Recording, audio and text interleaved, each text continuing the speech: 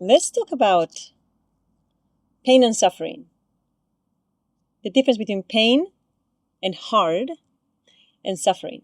Because I think people are losing the meaning. They're kind of switching what suffering means. They're losing the meaning of suffering and using it where they shouldn't. So let's say waking up early in the morning to go for a run in the middle of winter. That's hard. And there may be some pain. When you go to the gym and you push and you feel that burn, there is that, again, that's hard. And there is pain. You may struggle to lift that last weight, right? But that's not suffering. When you do emotional healing, when you evolve from a certain emotional maturity to the next, and you want to change your life, that's not suffering. Now, I've used this incorrectly before, so I'm catching myself because I've said that there is suffering in healing, but there isn't. What there is pain. There's pain in healing, as well as it's extremely difficult, it's hard, because you're needing to go from a fight or flight survival state into a relaxed wellness nervous system.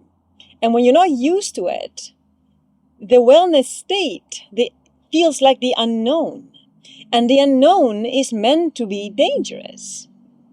So the nervous system gets triggered and feels pain to go to that shift from wounded to healing, to healed.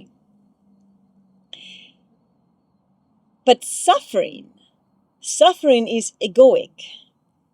Suffering is when you refuse to accept reality. When you refuse to be in the present, then you create suffering. And from that suffering, you live in misery. And this is living in your unhealed state, in your wounded self, in a state of survival, is living in the state of the ego, right? Where you allow the ego to rule. That is a state of misery. Now, for a lot of people, living in the comfort of misery is easier. And they rather choose to live in their own misery than do the difficult journey of the unknown to climb out of misery.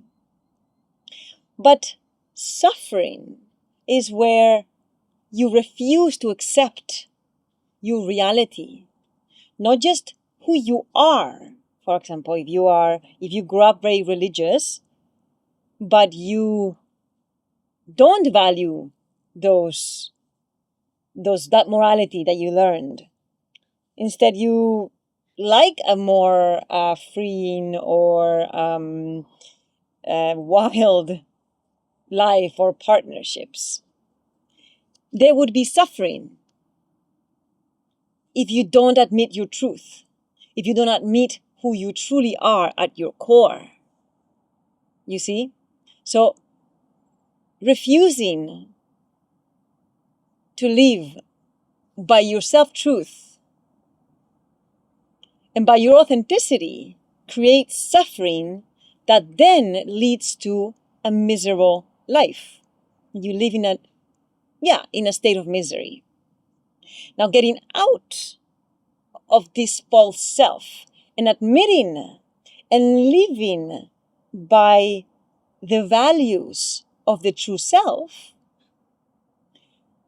that creates physical pain, but it leads to wellness and vitality and releases the pain, the misery, and the suffering.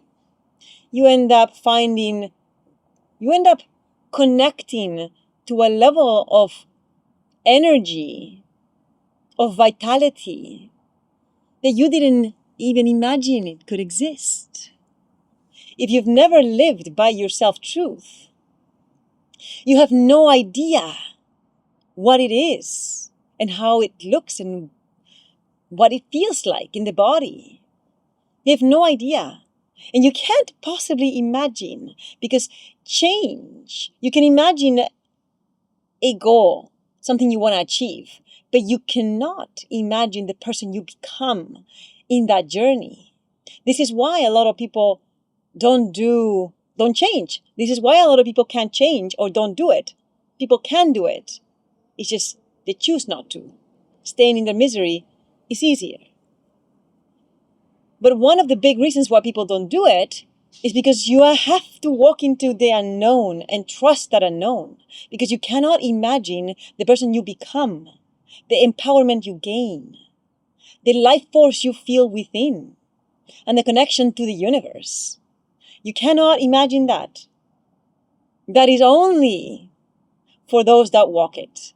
Only those that walk that path of truth, of expressed self-truth.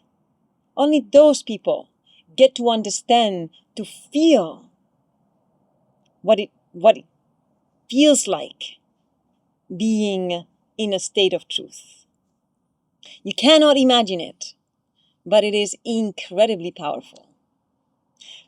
So, suffering is of the ego when it refuses, when you refuse to live by your truth. You enter a state of suffering. Pain, difficulty, hardship is when you choose to get out of a state of suffering or of a state of survival into wellness and go against the imprinted nervous system of chaos. When you go against the nervous system of chaos, of violence, of wounding, you feel so much discomfort.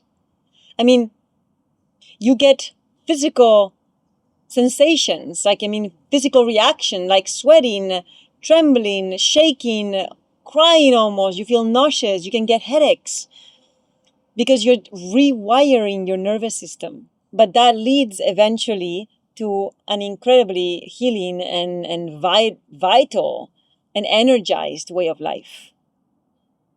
So there it is. Suffering is egoic. Difficulty, hardship, pain is still in alignment.